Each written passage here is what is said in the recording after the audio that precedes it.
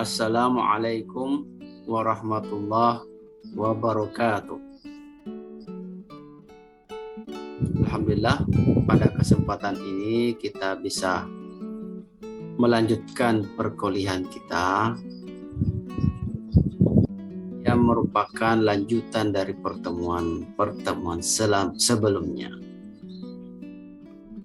Hari ini kita akan membahas tentang Pancasila sebagai sistem etika.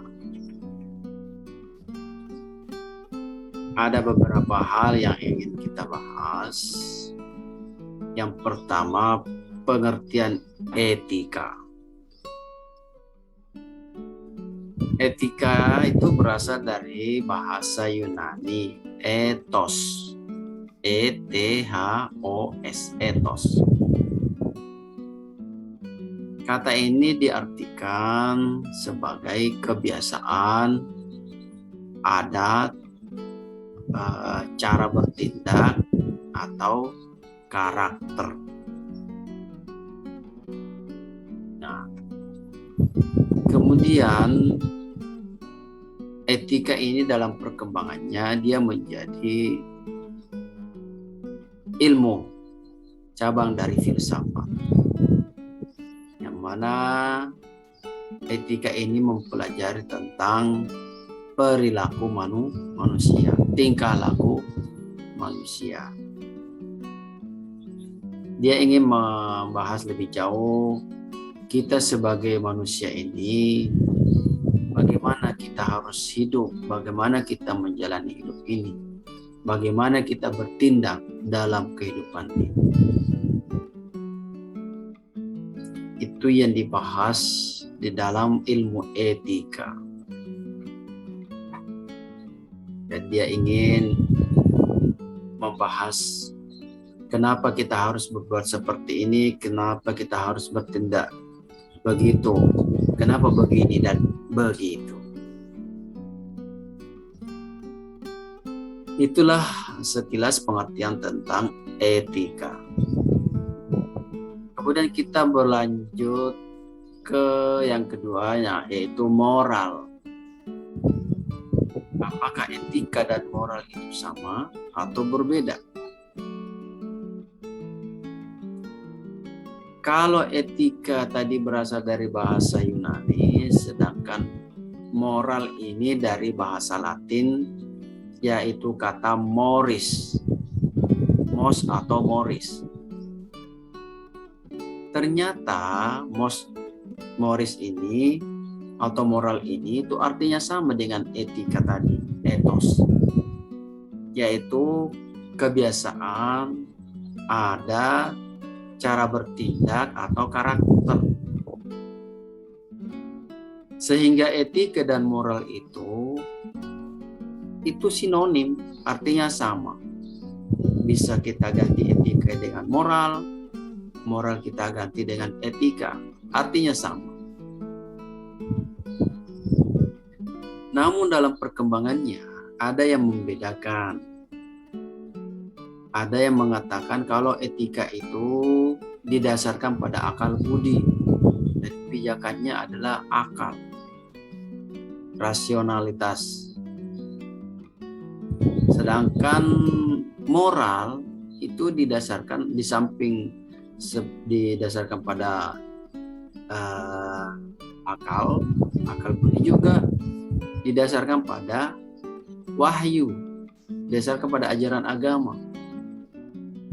Makanya ada yang mengatakan kalau moral itu adalah etika teologi.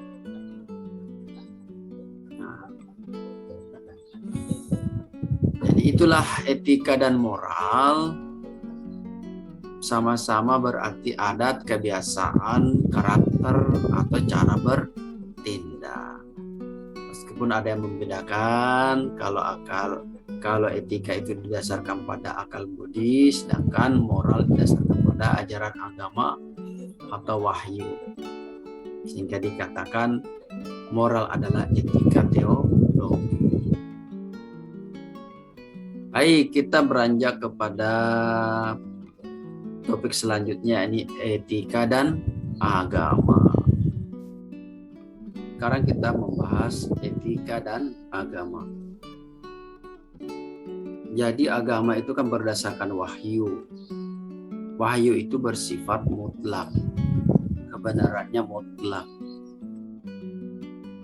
Tetapi di dalam memahami wahyu itu diperlukan penafsiran-penafsiran, diperlukan interpretasi dari para tokoh agama, dari para ahli agama. Nah, kalau wahyu itu pastilah mutlak kebenarannya. Tetapi penafsiran-penafsiran itu tidak mutlak betul. Bahkan penafsiran itu hanya mendekati kebenaran. Nah, jika muncul atau timbul kebuntuan terhadap penafsiran agama yang sudah ada, diperlukanlah penafsiran baru. Disinilah peran etika yang kritis mempertanyakan apakah tidak ada penafsiran yang lain dari penafsiran yang sudah ada terhadap wahyu di dalam mengatasi persoalan-persoalan kehidupan. Disinilah hubungan etika dan agama. Jadi agama sebagai panduan hidup yang kebenaran, yang ajarannya itu berdasarkan wahyu, yang mana wahyu itu bersifat mutlak, tetapi diperlukan penafsiran di dalam mengatasi persoalan-persoalan kehidupan. Namun penafsiran ini tidak mutlak betul. Dia paling hanya mendekati kebenaran. Sehingga penafsiran yang ada jika mengalami kebuntuan, diperlukanlah penafsiran yang lain, diperlukan penafsiran yang baru. Lebih jauh bisa kita katakan bahwa etika dan agama ini saling berhubungan. Agama itu kan bersifat dogmatis. Sifat dogmatis agama ini dapat diantisipasi dengan sikap kritisnya etika. Jadi agama yang dogmatis, yang diterima apa adanya, itu bisa dikritisi oleh etika. Sementara etika itu dapat dikendalikan oleh ajaran agama.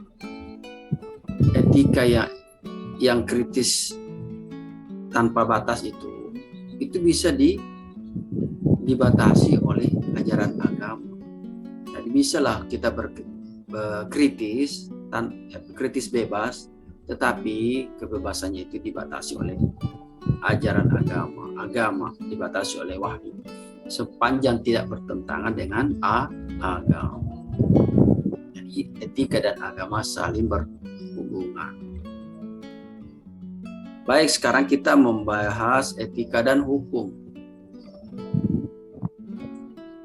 Jadi ada beberapa perbedaan antara etika dan pertama, misalnya kalau hukum itu menilai pada kodifikasi, himpunan perundang-undangan. Dia menilai sesuatu berdasarkan undang-undang yang berlaku, peraturan yang berlaku, hukum yang berlaku, hukum yang tertulis. Sedangkan etika itu melihat sesuatu dari sisi moralitas dan subjektivitas. Ya, tidak melulu hanya dinilai sesuatu itu berdasarkan hukum yang berlaku, tapi didasarkan pada moralitasnya, subjektivitasnya. Jadi misalnya seorang hakim jika ingin menjatuhkan sanksi terhadap suatu perkara, pastinya didasarkan pada hukum yang berlaku. Tetapi tidak cukup dengan hanya hukum yang berlaku secara tekstual ya. Hakim juga memerlukan pertimbangan dari sisi moralitas dan subjektivitas hakim di dalam memutus perkara, dalam menetapkan hukum terhadap suatu perkara dan dilandaskan pada nilai keadilan. Jadi misalnya ini hukum pidana yang berlaku, misalnya anak-anak. Jadi anak-anak yang melakukan tindak pidana atau suatu tindak pidana itu kan secara hukum dia dijatuhi hukuman separuh hukum daripada hukum dewasa, atau bahkan bisa dibebaskan, dia dikembalikan kepada orang tuanya, dia dikembalikan kepada pihak-pihak yang bisa memberikan bimbingan kepada anak-anak. Tetapi bagaimana jika anak itu sudah sering kali berulang kali melakukan perbuatan pidana, tindak pidana, dan tindak pidana berat misalnya menghilangkan nyawa seseorang. Nah, bagaimana? Apakah anak-anak yang demikian tetap dijatuhi hukuman sesuai hukum tertulis, hukum yang berlaku, bahwa kalau anak melakukan tindak pidana dibebaskan, atau dijatuhi hukuman separuh, atau dikembalikan kepada orang tuanya, itu bagaimana? Bagaimana sisi rasa keadilan terhadap keluarga korban misalnya? Nah, ini diperlukan pertimbangan-pertimbangan, misalnya sisi moralitas dan subjektivitas hakim. Jadi tidak cukup hukum, tapi etika juga diperlukan. Kemudian misalnya yang kedua, hukum itu lebih membatasi pada aspek lahiriah, aspek yang nampak-nampak, aspek yang kelihatan. Nah, sedangkan kalau etika itu mengarahkan pada dimensi batiniah, dimensi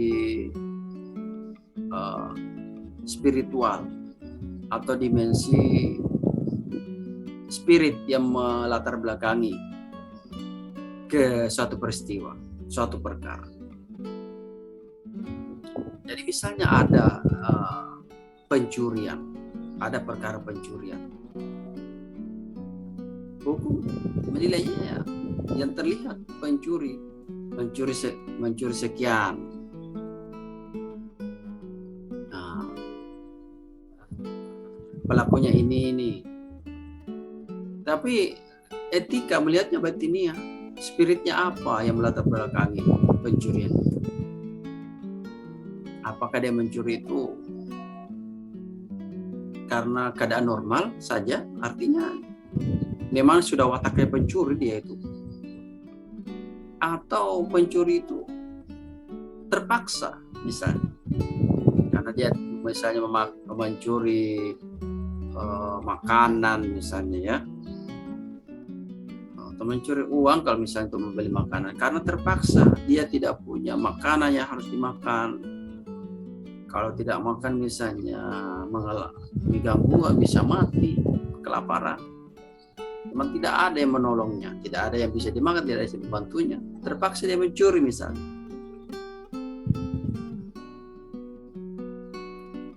Itu batiniahnya, spiritnya apa? Jadi etikanya dengan pertimbangan lahir dan batinnya ini bisa berbeda dalam mengambil keputusan, menjatuhi hukuman terhadap suatu perkara. Nah, itulah antara lain hubungan etika dan hukum. Jadi tidak cukup hanya hukum, tapi diperlukan juga etika. Oleh karena itu, hukum itu membutuhkan etika. Kenapa? Supaya bermakna. Bermakna dalam arti menimbulkan kesadaran diri. Sementara etika itu membutuhkan hukum. Kenapa? Supaya penilaian etika itu tidak jatuh pada subjektivitas saja. Baik, sekarang kita ke topik selanjutnya, yakni aliran etika. Ada beberapa aliran etika. Yang pertama disebut etika deontologi. Deontologi itu dari kata Yunani deon, yang berarti kewajiban. Jadi deontologis itu perbuatan moral semata-mata, tidak didasarkan lagi pada hasil suatu perbuatan dan tidak menyoroti tujuan yang dipilih, tetapi wajib dan tidaknya perbuatan dan keputusan moral. Jadi deontologi itu tidak melihat tujuannya apa suatu perbuatan itu, tetapi dia melihat wajib atau tidak. Dia tidak menilai baik buruknya, tapi melihat wajib atau tidaknya perbuatan itu. Nah, itulah deontologi. Titik beratnya adalah wajib atau tidak, bukan baik atau buruk, tidak melihat tujuan suatu perbuatan itu, tetapi baik wajib atau tidak. Sedangkan etika yang kedua ini etika teleologis. Nah, kalau teleologis ini itu berpandangan bahwa baik buruk suatu tindakan dilihat berdasarkan tujuan atau akibat dari perbuatan tersebut. Nah, jadi berbeda dengan deontologis tadi. Kalau deontologis itu melihat dari sisi wajib tidaknya suatu perbuatan, sedangkan teleologis itu melihat dari sisi baik buruknya suatu perbuatan, tujuan suatu perbuatan itu dan akibatnya itu apa. Itulah titik tekannya etika teleologis. Jadi ada hubungannya dengan deontologis dengan teleologis. Misalnya kalau deontologis tadi kan titik beratnya kepada wajib tidaknya, sedangkan teleologis titik beratnya pada baik buruknya. Nah, misalnya ini ada dua perbuatan yang bertentangan, dua-duanya wajib, tapi saling bertentangan. Nah, di sini etika teleologis itu bisa menjadi jalan keluar terhadap dua kewajiban yang bertentangan tadi. Nah, dari dua perbuatan wajib ini, kita lihat mana yang lebih baik, mana yang lebih bermanfaat, akibatnya yang kurang fatal misalnya. Itulah yang diutamakan, itulah yang dipilih. Nah, jadi etika teleologis ini bisa menjadi jalan keluar terhadap kebuntuan yang dialami etika deontologis. Kemudian yang ketiga adalah etika keutamaan. Keutamaan ini dari bahasa Inggris virtue, bisa diartikan soleh atau kesolehan. Nah,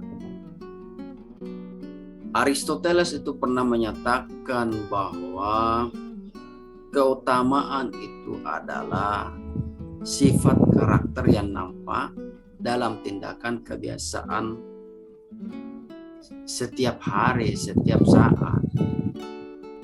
Jadi keutamaan itu merupakan kebiasaan, bukan kadang-kadang, tapi memang sudah merupakan karakter.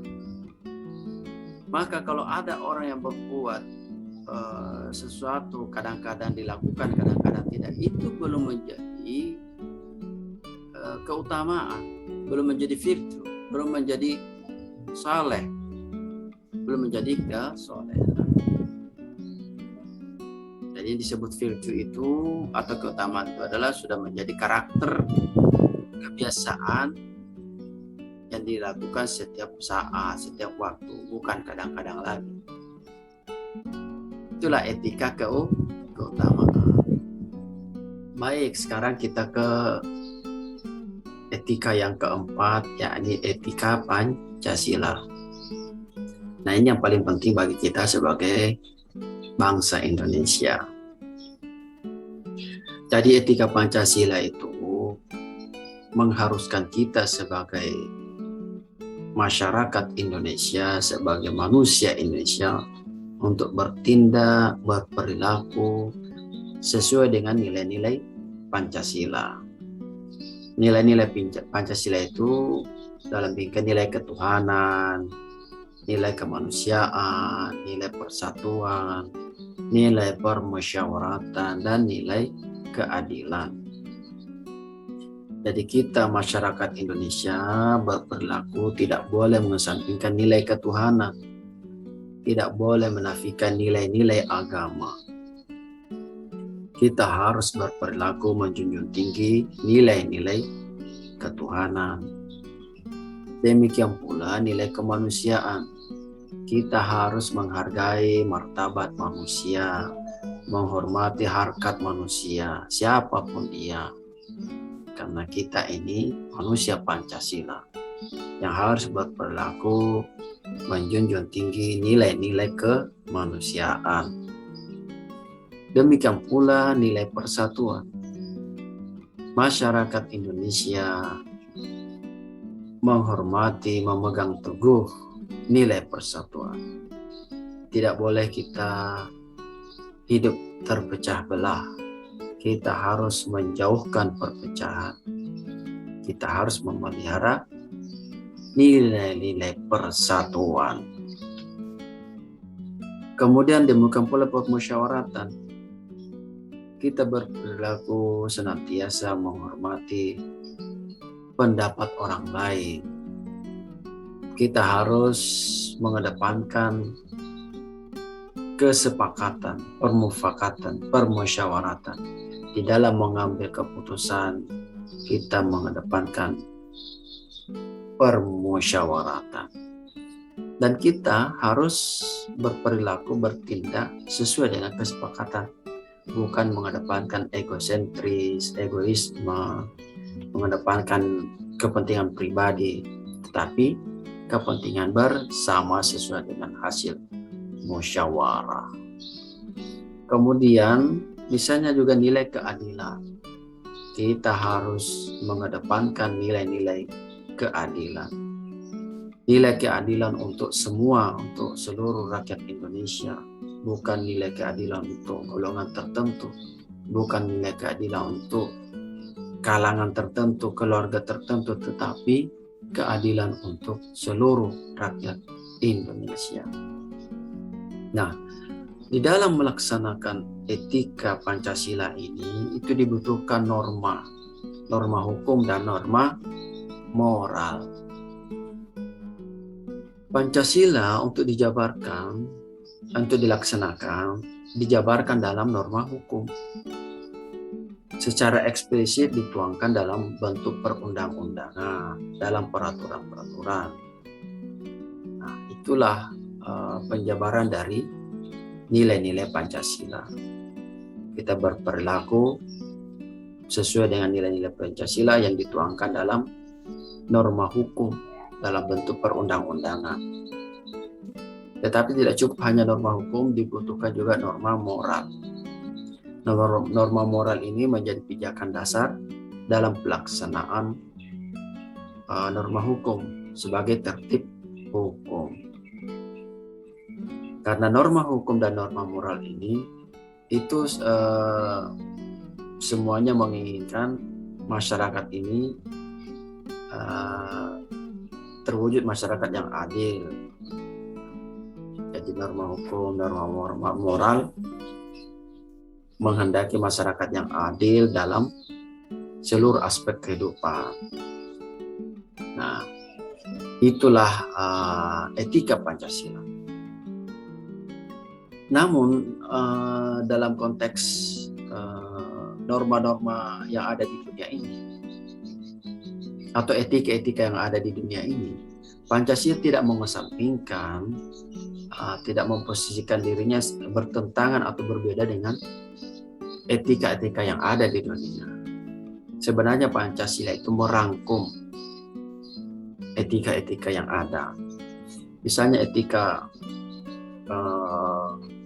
deontologis tadi yang mengedepankan sisi kewajibannya. Demikian pula etika teleologi tadi yang mengedepankan baik buruknya, mengedepankan tujuannya, akibat dari suatu perbuatan. Demikian pula etika keutamaan, mengedepankan nilai-nilai kesolehan, nilai-nilai virtue, soleh, yang merupakan karakter seseorang dalam kehidupan sehari-hari. Nah, Pancasila itu tidak menafikan itu semua, tidak bertentangan dengan itu semua, tetapi merangkum kesemuanya dalam nilai-nilai Pancasila, dalam bingkai nilai Pancasila. Misalnya etika deontologi, kewajiban. Nah, etika Pancasila mewajibkan kita untuk melaksanakan apa yang sudah berlaku, apa yang sudah menjadi ketetapan. Nilai-nilai Pancasila yang sudah ditetapkan dalam norma hukum dan norma moral itu harus dilakukan, dilaksanakan, wajib dilaksanakan oleh seluruh rakyat Indonesia. Tidak boleh ada yang menolak, tidak boleh ada yang menafikan, mengingkari. Kita berkewajiban melaksanakan norma-norma atau etika Pancasila. Demikian pula baik buruknya. Nah, tujuan dari etika Pancasila itu ya baik. Tidak ada etika Pancasila itu yang bertujuan buruk. Nah, kemudian keutamaan Pancasila, etika Pancasila itu menghendaki kita itu sebagai masyarakat Indonesia menjadi orang yang mempunyai keutamaan, orang yang menjadi soleh, orang yang menjadi baik. Artinya kesolehan itu, nilai-nilai kebaikan itu sudah menjadi karakter bagi seluruh rakyat Indonesia. Itulah etika Pancasila. Jadi etika Pancasila tidak ada yang bertujuan buruk. Semua nilai Pancasila itu bertujuan baik. Dan tujuannya itu menghendaki manusia Indonesia atau rakyat Indonesia itu menjadi orang yang mempunyai keutamaan. Dengan demikian, kita semua berkewajiban melaksanakan etika Pancasila itu. Nah, inilah yang paling penting bagi kita sebagai rakyat Indonesia. Demikian pembahasan kita. Mudah-mudahan bermanfaat, bisa difahami. Lebih dan kurangnya kami mohon maaf, kesalahan itu karena kehilafan kami, kekurangan kami. Kebenaran itu insya Allah datangnya dari Allah. Terima kasih atas perhatiannya. Wassalamualaikum warahmatullahi wabarakatuh.